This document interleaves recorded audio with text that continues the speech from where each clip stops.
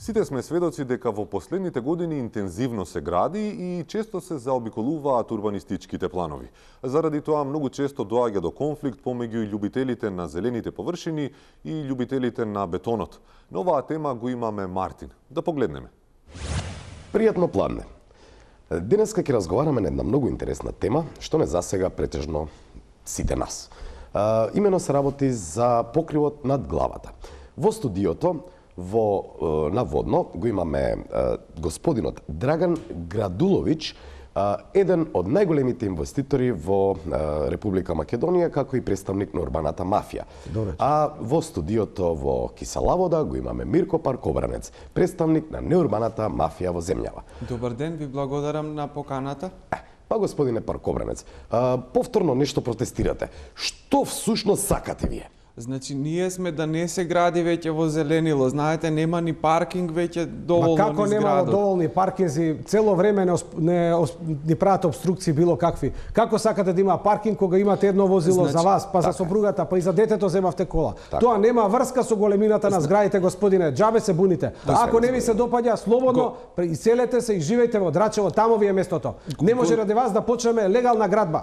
Значи, ние не сме против да се гради, не се разбираме, ве молам. Момент, Мирко, во право е човекот. Што не се иселите во Драчево, например? Значи, ние не сме против да се гради, како да ви објаснам. Мирко, подкаде ова толкава нервоза кај вас? Значи, каква нервоза, ви се молам, ние само сакаме да ни се слушнат барањата. Ама се гледа дека сте нервозни, цело време сте нервозни, цело време правите проблеми, вамо протестирате кога се сеча дрвата, вамо го браните зеленото одмаралиште на вашите прадедовци. Тоа не интересира, цело време сте нервозни, а да ви кажам, еден мал совет од вас, млад, голем, зелен господине. Да ви кажам, не можете вие со ваква нервоза да успеете во животот. Со ваква нервоза сите ќе бегаат од вас. Сигурно ништо нема да ви успее во животот.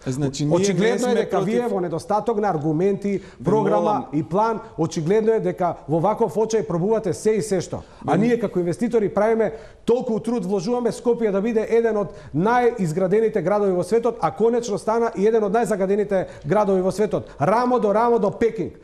Позади нас веднаш се Тетово, Битола, а конечно водиме и во Кавадарци. Вие со што можете да се пофалите? Еве, ние се пофаливме со нешто. Вие со што можете да се пофалите? Дали вие се залагате да останат луѓето без покрив над главата? Значи, ние не сме против покрив, како да ви објаснам. Ние не сме против тоа. Благодарам. Заќути, Мирко, заќути. Господине Градулович, ете, гледате дека сепак е можно да се најде заеднички јазик. Вие, како урбан мафијаш, инвестиравте многу пари во оваа земја. Спонзор сте и на нашата емисија. Па, кажете ми, дали вреди за неколку дрва да се крева толкава бука?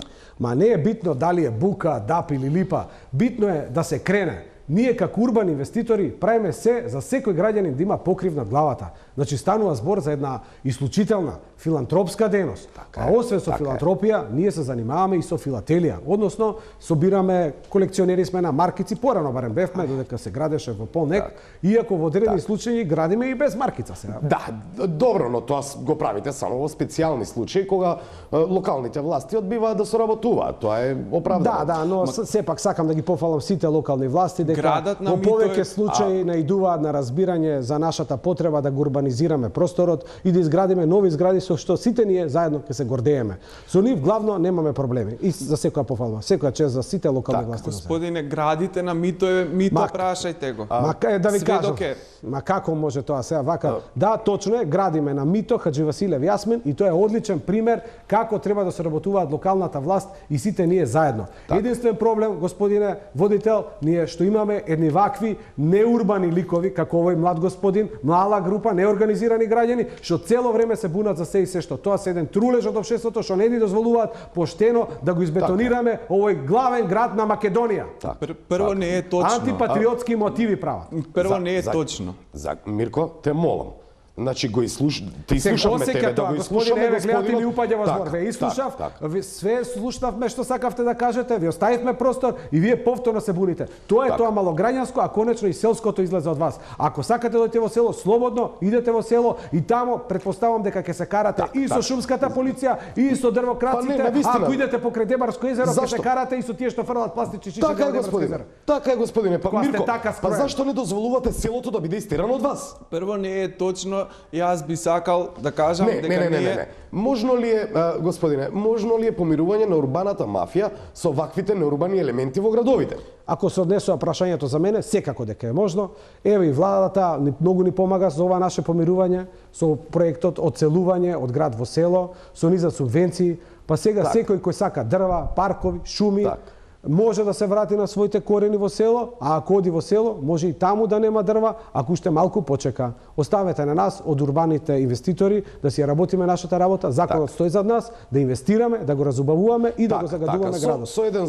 Со еден збор да градиме, а не да уриваме. Така е, да градиме и никогаш да не се покајаме. Така, ви благодарам многу, драги гледачи, тоа беше се за денеска. Ти благодарам, Мартин. Инаку урбаната мафија заедно со колегите од владата нема да застанат тука. Допрва ќе инвестираат во здравието на граѓаните преку новата опрема на пулмологија, болници за белодробни заболувања, гробишта и слични инвестиции.